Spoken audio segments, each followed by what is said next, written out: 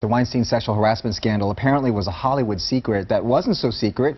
People whispered about it, scores had heard the allegations, yet no one did anything about it. Accusations of sexual harassment have roiled numerous companies, Facebook, Fox News, Amazon, and more. But in many instances, the public never knows about these complaints because of non-disclosure agreements. Joining us now to talk about these non-disclosure agreements and the role these confidential agreements play when it comes to investigating and resolving sexual harassment claims, criminal defense attorney Sara Azari. So because of these non-disclosure agreements, they've existed for a long time. Did this, in your view, perhaps perpetuate keeping women quiet for so long?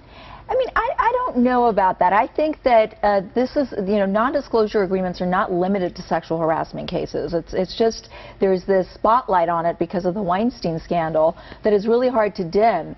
And, they do serve a purpose, and it is in the benefit of some of these women or men who are accusing moguls like Weinstein or companies of sexual harassment, because we're assuming that every victim of sexual harassment wants to be heard. A lot of people want to close the chapter and take the money and never ever talk about it. We're focused on the women who do want to talk about it.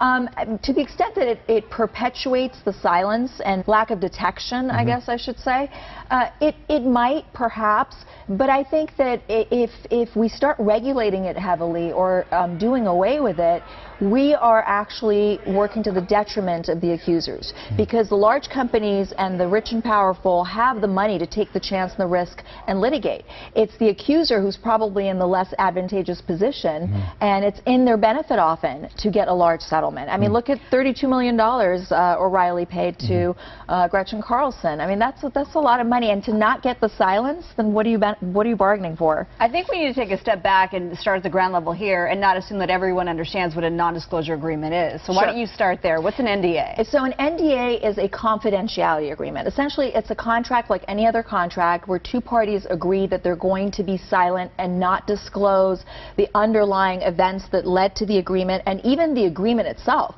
So often, I think there was one accuser of Weinstein in London who said part of the agreement was not for her not to have a copy of the agreement. So it could be very, very broad. But at the same time, there are limitations on it already, and I think a lot of the victims of sexual harassment in the workplace are not aware. It's not that you can't talk about it at all. You can go to law enforcement. A crime trumps any kind of non-disclosure agreement.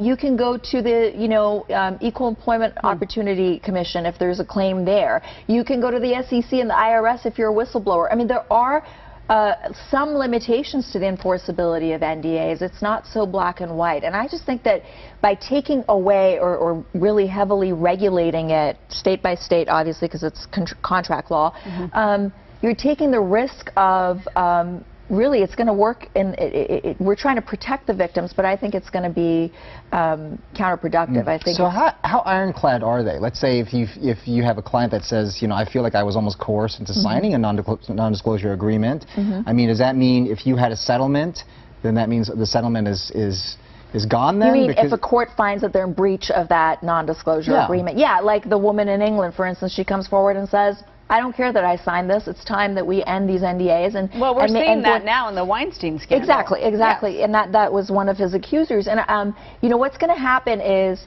a lot of times companies don't want the negative publicity around going after someone who, after so many years, starts talking about the incident.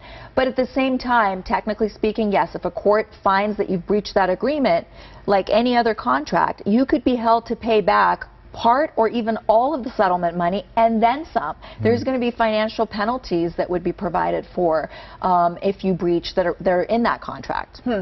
Do you think that they're going to lose their sort of weight because we're seeing so many women breaking these NDAs and they're saying, I don't care that I signed this because I want to get this off my chest? Do you think that NDAs will lose their weight? They'd be kind of moot. Right. I think it's possible. I think it could have a chilling effect on the enforceability of NDAs unless companies or the other parties come forward and litigate and the breach, and say, well, you broke the NDA and you're going to now have to pay for it. But I think that there is a sort of middle ground that we can reach that would protect the victims, at the same time not completely moot this what I consider is a good contractual clause. Thank you so much, Sara. Thank you. We appreciate it.